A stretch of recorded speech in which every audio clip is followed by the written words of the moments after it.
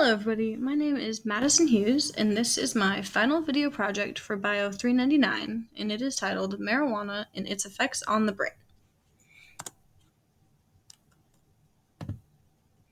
Marijuana, which is also commonly known as weed or cannabis, is a flowering plant that contains cannabinoids. Some of these cannabinoids include CBD or THC, otherwise known as delta 9 tetrahydrocannabinol. Apologies for my pronunciation. This THC chemical is what we'll be focusing on in this presentation because it is what produces the psychoactive effects of marijuana. Marijuana can be ingested in a variety of ways, including being smoked, eaten, drank, or used in topical medicines. It is used by many people in medicinal practices or as a recreational drug due to its psychoactive properties. The importance of understanding the effects of cannabis are becoming increasingly more important. Currently in America, marijuana is legal in 23 of the 50 states for recreational use and 38 of the 50 states for medicinal use since 2012. The average age of marijuana users is between 18 and 25, according to the National Institute of Health. This means that a good portion of America's young adults participate in recreational marijuana use, and therefore, understanding its effects and what long-term effects they could have on Americans is very important.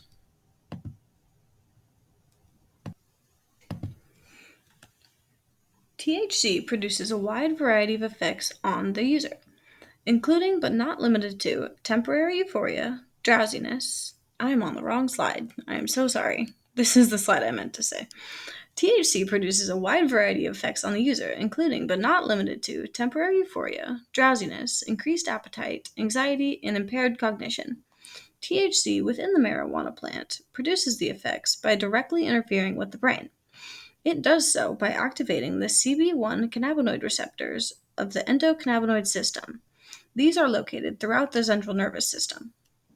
To achieve the euphoric effect of marijuana, THC interacts with the cannabinoid sensors in the nucleus accumbens. When activated by THC, these receptors release the neurotransmitter dopamine and produce that euphoric feeling. This same process will occur simultaneously throughout the brain in different areas. For example, some of the more common areas are within the basal ganglia and the cerebellum, which will impair a person's motor control. Also, in the amygdala of the brain, it can produce a common feeling of anxiety or paranoia while after ingesting marijuana. Also, in the hippocampus, a person's ability to form short-term memories and retain those memories will be affected after marijuana consumption. And then the common feeling of the munchies is caused by a person's hypothalamus being activated after THC consumption. And finally, within the ventral striatum, a person will get the feeling of a reward after ingesting THC, and that is very common and that is a common way a person can become addicted to marijuana use. On this slide, I have attached an image that summarizes all of this quite well. Long-term effects of cannabis depend on a variety of factors, including frequency of use, age of the users, and the concentration of THC within the marijuana. It is well known that the younger the user is, the more drastic the long-term effects will be. Many studies show that these long-term effects can include altering the connectivity of the brain and occasionally a decrease in volume of certain areas of the brain. Some studies also show that with increased use in adolescence, there is less of a chance of recovering from those impairments. As for long-term effects in adult usage, it can be assumed that there are similar effects to those recorded in adolescence. And this was confirmed in studies involving rats. However, it has not been confirmed in studies using humans.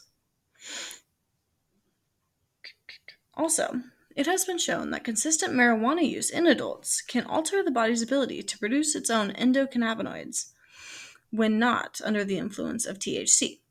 This may cause a person to have less endocannabinoids and therefore experience more anxiety and depression than non-marijuana users. In the end, marijuana is becoming an increasingly popular drug, and its effects on the brain are clear.